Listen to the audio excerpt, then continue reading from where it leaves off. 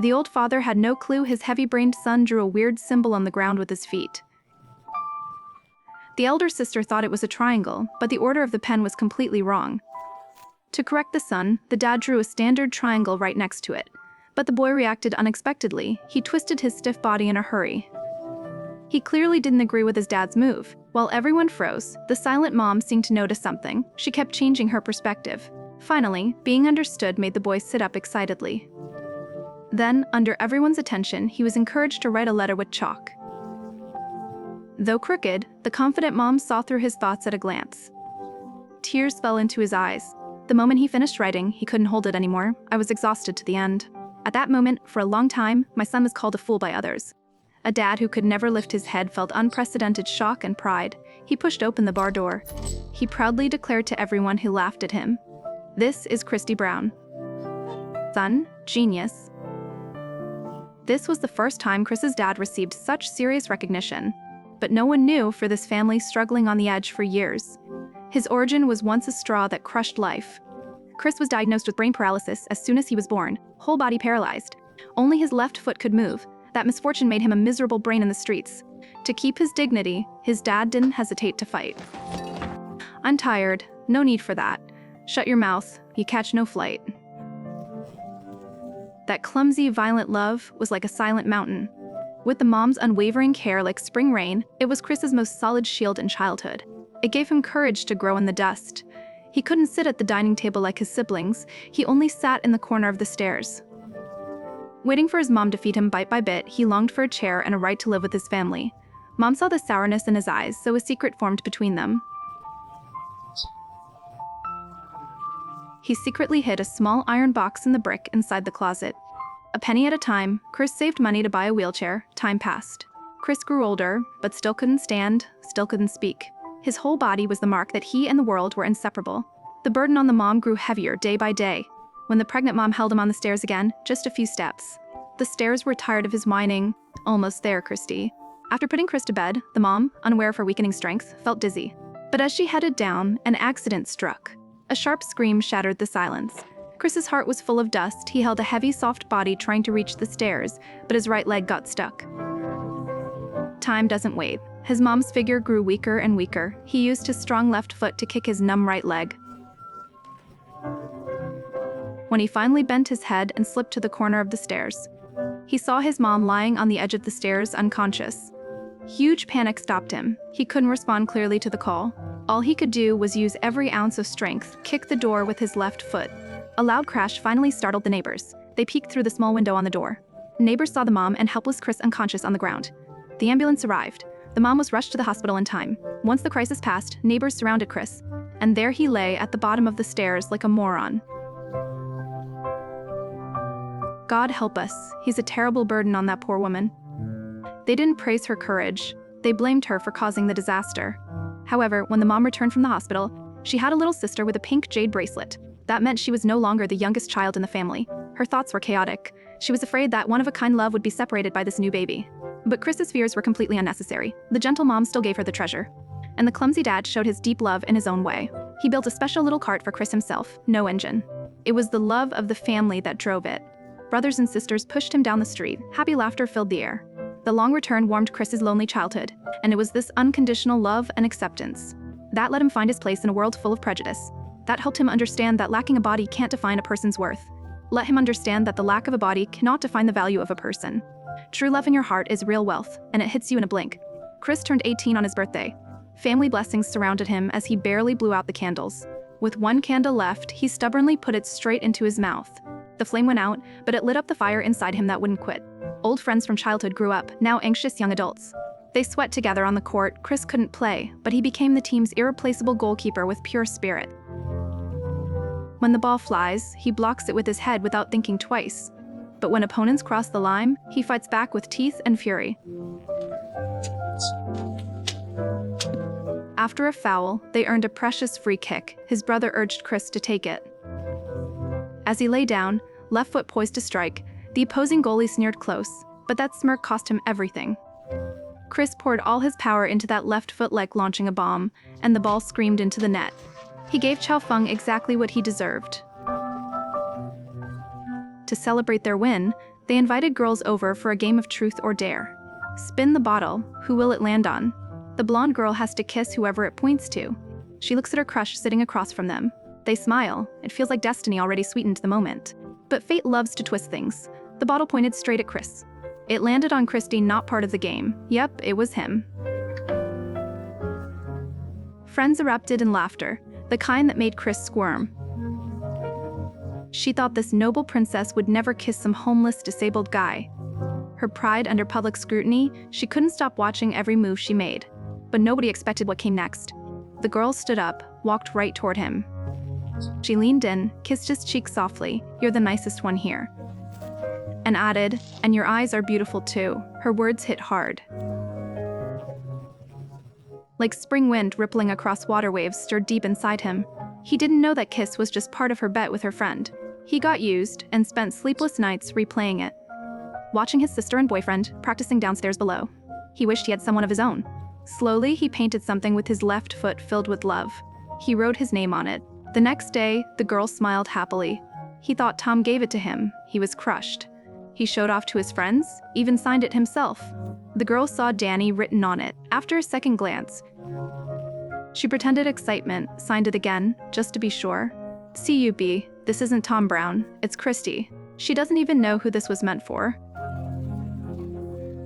Her laugh made her face flush instantly red. Embarrassed and furious, she knocked on Chris's door. She returned the painting full of her affection. "I can't keep this, sorry." A boy's love is pure as paper, fragile and easily torn. That kiss was just a joke, but it sparked real anger in Chris's chest. Once the prank was revealed, it wasn't just art that broke. It was the dignity of a disabled kid suddenly blinded by shame. Heartbreak still fresh, he hadn't healed yet. Family issues piled up, dad lost his job after a head injury. Now there's only one broken income source. Every penny stretched thin, they're barely surviving. Brother complained about how hard it was to get work.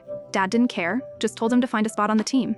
Seeing dad rise to beat him, brother swallowed his nausea and drank anyway. But then, Chris stepped forward, upset. "I'm not afraid of you." Dad lunged at him, rage boiling, fist raised high, then stopped. Looked at his helpless son, terrified eyes. Finally, the fist fell weakly. Winter arrived. The house couldn't stay warm through the season.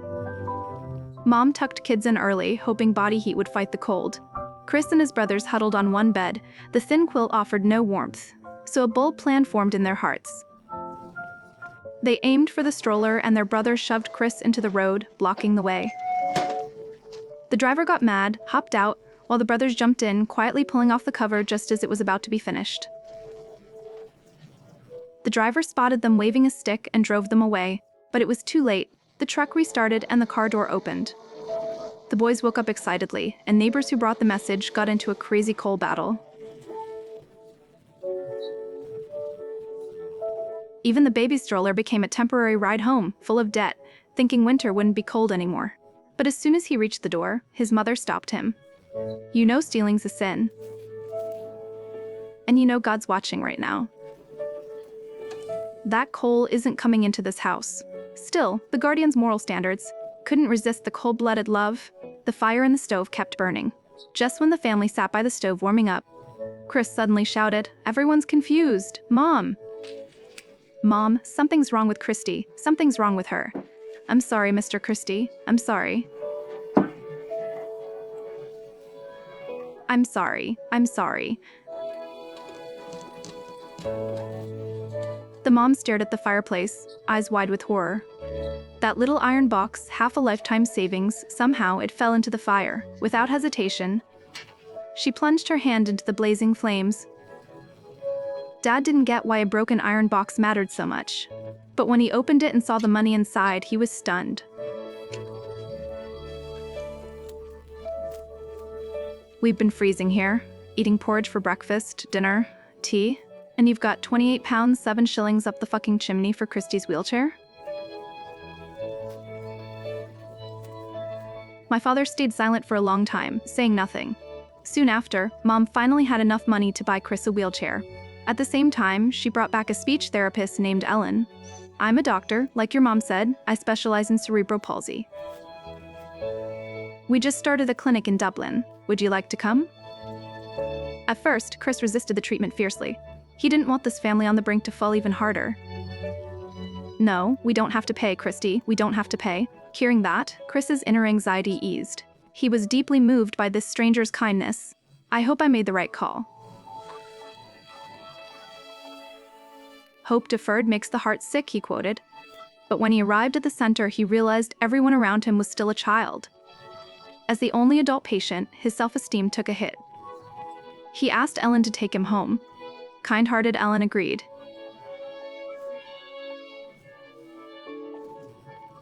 She understood how unbearable that tiny pride felt. The next day, she came to Chris's home and offered to treat him alone there. But Chris still pushed back.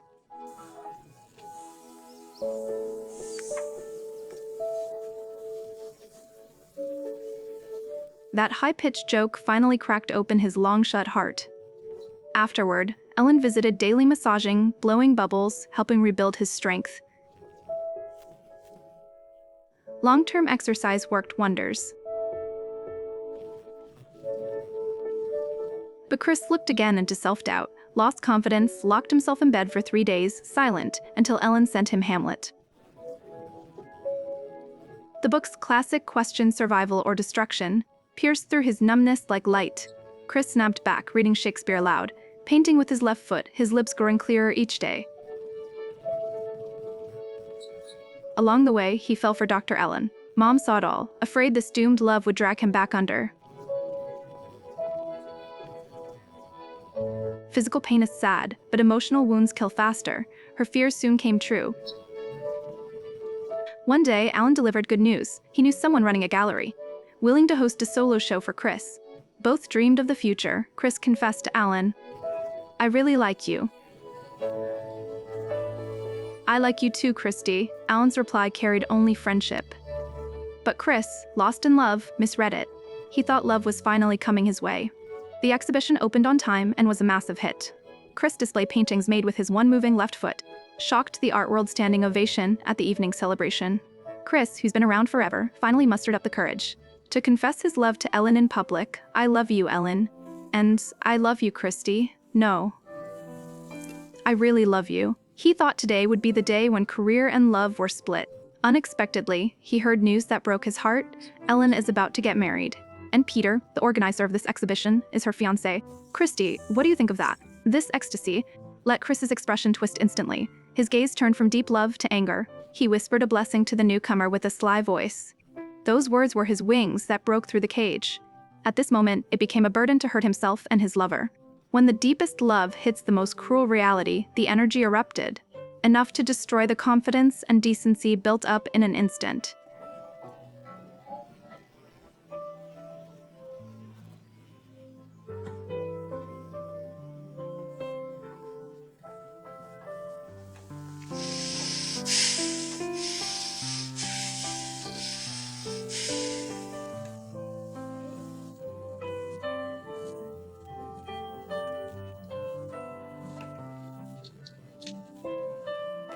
He was drinking one cup at a time, complaining no one could understand. Elian's awkward hands were wrong. Peter couldn't stand it. He was ready to push this crazy disabled painter out and crisp at the table. When he was dragged away, the table full of food and wine crashed to the ground. A happy celebration turned into a messy mess. "It's me who had the courage to go to you, and you tell me your world already reserved a place for someone else."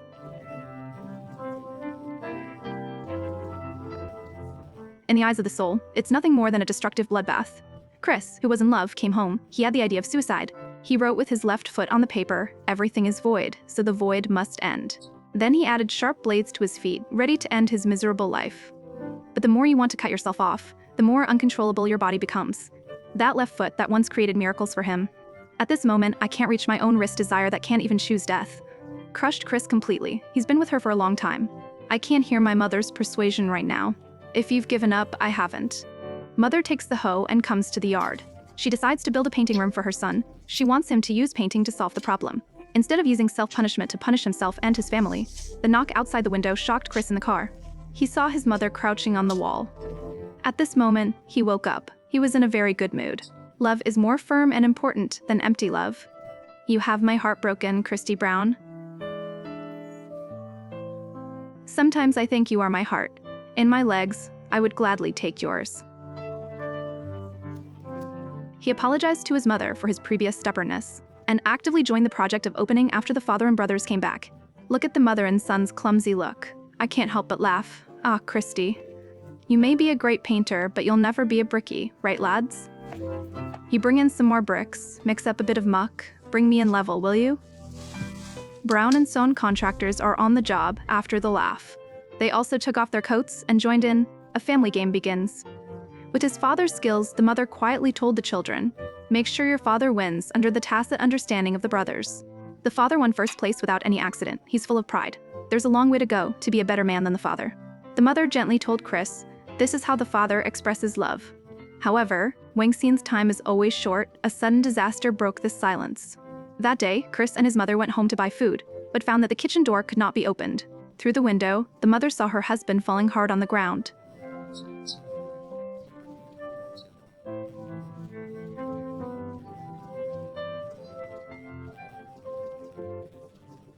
He was singing that for his father was nothing but a mule.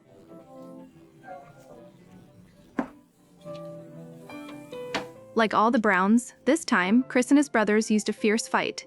To defend his father's last dignity, I don't fight cripples. Don't bother me.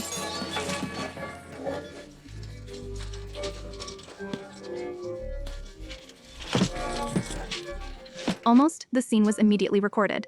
A mess of a group of people almost all joined the battle. After this, Chris made a major decision. He stopped painting, because the brush can't accurately express his innermost thoughts. He was ready to go on a co-writing path. Use delicate writing to hook up his past life with the help of his family.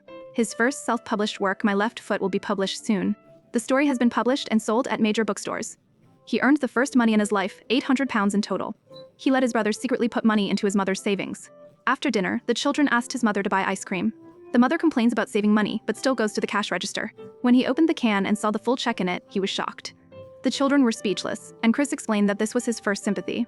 He wanted his mother, who had suffered for most of her life, to have a good life.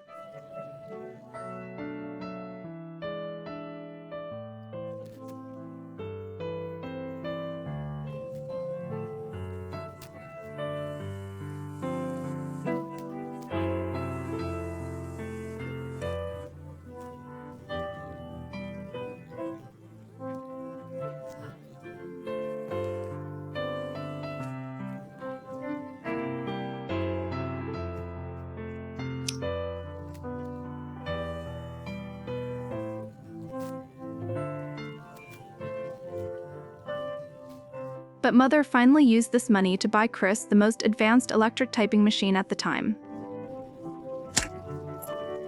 Let his writing path no longer be so difficult. With the effort of the unwavering Chris became a writer who took care of the family for a long time to find the door again to invite him to attend a charity party for the disabled. It was a charity party organized by a rich man. The mature Chris had already given up his selfishness when he was young. He agreed quickly. It was this kindness and forgiveness. Let him meet the love of his life. The party organizer arranged for Chris. Professional caretaker Mary. When Mary walked down the stairs, smiling and saying, "I'll be with you tonight," look at the gentle eyes of Chris. But he was no longer as reckless as he was when he was young. He was treated as a healthy and equal individual for the first time, in order to make the other person know more about himself. He gave him my left-hand manuscript. The two looked at each other and talked. The humor of Chris's style makes Mary happy, and Mary also deeply understood from the book. This body is broken, but the soul is divided. An interesting man. When I found out that Mary was going on a blind date tonight, Chris sincerely asked her not to go, but this slightly domineering request made Mary a little confused. She won't leave.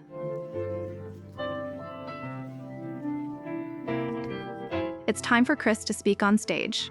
People will give a warm applause to this great author. He used his unyielding life as the topic of the speech, but his heart was outside the venue. At this moment, Marie, outside the venue, picked up the book again. He turned the page and found that there was a crooked and twisted confession written by Chris with his left foot. The irregular text contained a bold and sincere love. His heart seemed to be opened by a door that had been closed for a long time. So Marie walked up the stairs and went back to the venue. Chris on the stage saw him and his eyes lit up. He hurriedly took off his shoes and borrowed a shiny rose from his mother. He held it up with his toes and showed the most romantic confession to the person he loved. After the event ended, Chris insisted on waiting outside the venue. His mother showed her melancholy again. He was worried that the child would fall into the abyss of love again. "Will you get in the car now, Mom? I'm falling." But this time, The man who could be with him for the rest of his life came to his senses. The two climbed the top of the mountain to drink and sing.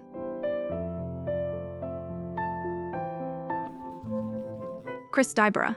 This man with an unyielding spirit changed his fate. In the vast love and patience of his mother, he gained the courage to fight against fate. In the end, he used this magical left foot to not only open the door to communication with the world, but also to the temple of love. My Left Foot has never been a movie that sings a miracle. It's more like a song that writes about the separation of life from love, dignity, and will. It's the most shocking. It's never about what Chris has achieved in the end. It's that he has never bowed to the label of fate. The whole world treats him as an indisputable aggressor. Only his mother believes that his soul is complete. Let him write his own voice with a pen and paper for the first time. A poor and ordinary family, but with the most clumsy and sincere love, blocked all the coldness and prejudice in the world for him. The lack of physicality never defines the value of a person. The real tragedy is that the soul is limited to giving up the body. Fate might give you a flawed shell, but it can't limit how high your soul soars. Too bad the weak sink to the bottom while the strong climb the stairs. Even if you've only got 1 foot left in life, as long as your heart doesn't quit, your soul won't either. You can still step out and own your own life.